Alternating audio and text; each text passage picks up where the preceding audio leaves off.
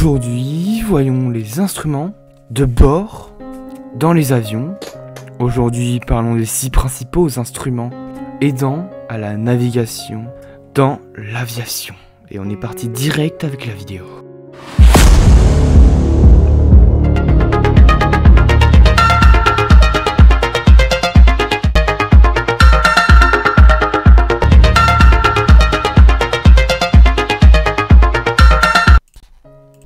Bienvenue aujourd'hui dans cette toute nouvelle vidéo. Attaquons directement le sujet de cette vidéo sur les instruments de bord de l'aviation. Tout d'abord, qu'est-ce qu'un instrument de bord? Alors ce sont des instruments servant aux pilotes et au pilotage des avions. Ils sont également certains utilisés dans d'autres domaines, comme par exemple avec le domaine des bateaux, mais de la randonnée ou des choses comme ça, le parachutisme, etc. Ces instruments peuvent ainsi nous servir aux pilotes d'avion à être guidés. Cela permet aussi un bon fonctionnement de leur vol et de leur aéronef. Ces instruments sont nombreux. Nous allons voir aujourd'hui les 6 plus importants avec quelques petits bonus. Mais en tout cas, nous verrons les 6 plus importants absolument à connaître pour le BA. D'ailleurs, si tu passes ton BA, n'hésite pas à regarder cette vidéo et également j'ai fait d'autres vidéos à ce sujet. Alors aujourd'hui, différents instruments ont été adaptés en instruments électroniques. Ce sont des instruments qui se sont en effet modernisés. Et aujourd'hui, ils se nomment ainsi donc EFIS pour Electronic Flight Information System. Ils permettent de remplacer les instruments et de mener à bien le vol. Ce sont des instruments nous offrant une certaine modernité. Enfin voilà pour les instruments électroniques un peu plus modernes qu'on retrouve aujourd'hui dans les nouveaux avions, par exemple dans les nouveaux Cessna, etc. Et donc on est parti avec nos petits instruments, nous. Alors il existe pour commencer plusieurs types d'instruments, avec plusieurs types de classifications, et aujourd'hui on va parler de 3 classes. On va parler des instruments de conduite, avec les altimètres, les variomètres, les anémomètres, l'horizon artificiel, etc. Le conservateur de cap aussi. Ensuite nous retrouverons les instruments de contrôle avec la pression, la température, etc. Les instruments de navigation avec tout ce qui est du GBS aussi, etc. Comme tout, il y a des instruments qui ne sont moins intéressants et moins indispensables que d'autres dans un avion. Par exemple avec l'horizon artificiel, à l'inverse, certains instruments peuvent devenir très utiles dans certaines situations. Par exemple, avec l'horizon artificiel, là où il devient très intéressant et très indispensable, c'est en cas d'utilité, en cas de brouillard, de brume, etc. En cas où on voit rien, eh bien, l'horizon artificiel nous sert un peu plus. Bien qu'avec nos autres instruments, on peut bien sûr être guidé aussi et avoir les mêmes informations. Bien que l'horizon artificiel est un raccourci un peu de ces informations transcrites sur les autres indicateurs. Et donc, vu qu'on parle de l'horizon artificiel, commençons avec cet indicateur. Alors, il permet de tout simplement reproduire la vision du pilote censé avoir la même vue d'un œil extérieur de l'avion, nous indiquant ainsi l'assiette et l'inclinaison de l'avion par rapport à l'horizon. En fait, c'est juste l'horizon qui reproduit avec l'avion qui reproduit. Assez utile pour conserver par exemple une altitude, pour se placer sur la bonne assiette, ou pour conserver une inclinaison, pour bien entamer ses virages, etc. Cet instrument permet de savoir où et comment l'avion est positionné, et comment il se positionne par rapport à l'horizon. Il est composé du repère jaune fixe, qui est censé reproduire l'avion. Vous voyez bien, on voit les ailes de chaque côté. Et donc, en effet, ce n'est que le bord, donc le fond, reproduisant la jonction entre le ciel et la terre, à savoir l'horizon, qui bouge sur le cadran, donc qui s'incline, se tourne, pour nous montrer ainsi où on est positionné, si actuellement on est en train de monter, si actuellement on est en train de tourner, ou si actuellement on est en train de piquer, cabrer, etc. Il y a des indications en degrés d'inclinaison. Il mesure donc les angles de tangage et de roulis de l'avion. Alors ce cadran, à chaque départ et décollage, il est possible de étalonner pour éviter tout écart. C'est alors le principe du gyroscope qui est adopté pour garantir un bon affichage. Alors vous allez voir que le gyroscope est beaucoup utilisé dans l'aviation et dans les indicateurs. Et donc voilà, pour ce petit indicateur, qui est un instrument plus centré pour le vol en IFR, donc là on ne voit pas. Passons dès à présent à l'altimètre. Alors cet indicateur permet de mesurer une distance verticale, par conséquent l'altitude. Il n'est pas uniquement d'une utilité aéronautique, mais aussi utilisé dans les randonnées et l'alpinisme. D'ailleurs en aviation, il n'est pas seulement dans les avions, par exemple dans les montgolfières, il se peut que le pilote de la montgolfière ait avec lui un altimètre, de même que pour le parachutisme ou pour le deltaplane, etc. C'est beaucoup utilisé.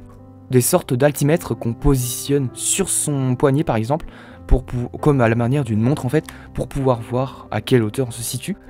Il est un instrument barométrique qui consiste à étudier le niveau de pression atmosphérique pour en déterminer soit une hauteur, soit une altitude, soit un niveau de vol. Il étudie ainsi la différence de pression initiale, étalonnée par le pilote, et la position de l'altimètre durant une certaine hauteur, durant le vol. Tout ça bien sûr est indiqué en pieds. Et voilà un petit peu pour cet altimètre qui me semble l'un des instruments les plus importants de l'aéronautique. Passons dès à présent à l'anémomètre. Il est quant à lui présent pour indiquer la vitesse d'un aéronef. En réalité, l'anémomètre, en anglais airspeed, mesure la vitesse du déplacement par rapport à une masse d'air, d'où le nom airspeed en anglais.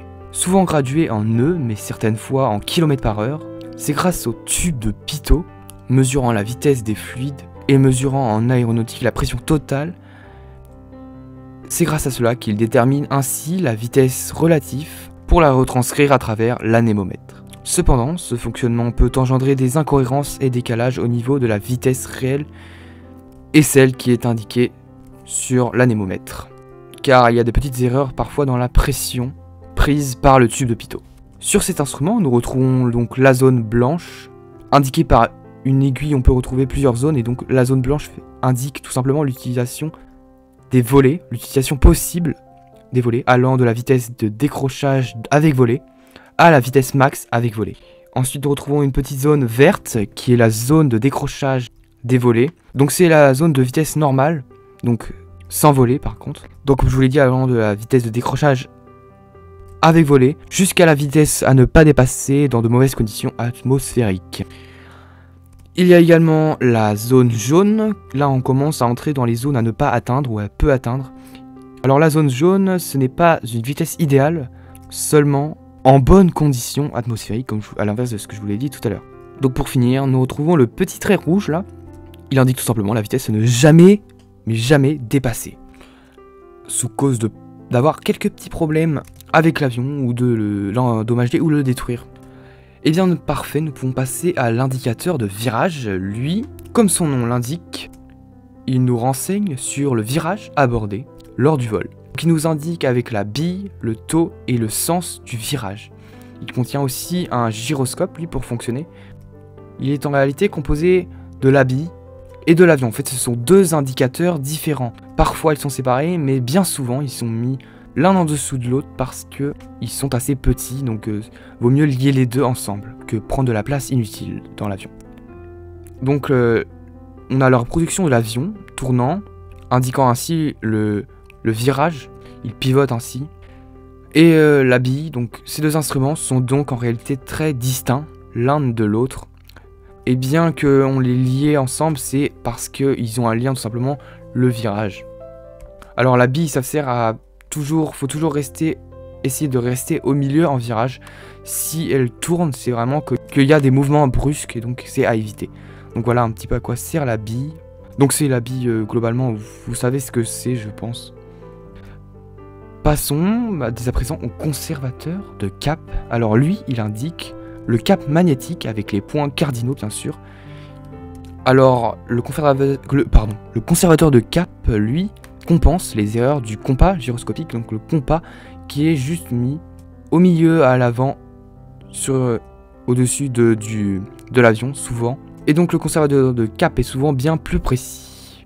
Car oui, il y a le compas gyroscopique et lui, c'est aussi un instrument de navigation indiquant le cap à suivre ou le cap suivi avec la graduation allant de 0 jusqu'à 360 degrés. Car oui, en aéronautique, pour parler du cap, on emploie les degrés.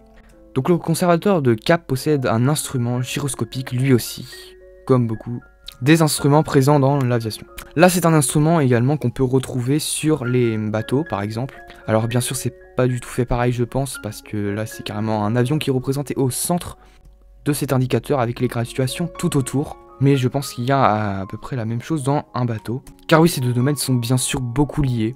Preuve à l'appui avec le nœud, qui est à la base découvert avec tout simplement les bateaux. C'est comme ça qu'on a lui donné une unité de vitesse. Et donc voilà, maintenant on peut passer au dernier instrument de cette vidéo, c'est le variomètre. Alors lui, il indique la vitesse verticale, mais attention à ne pas confondre avec l'altimètre.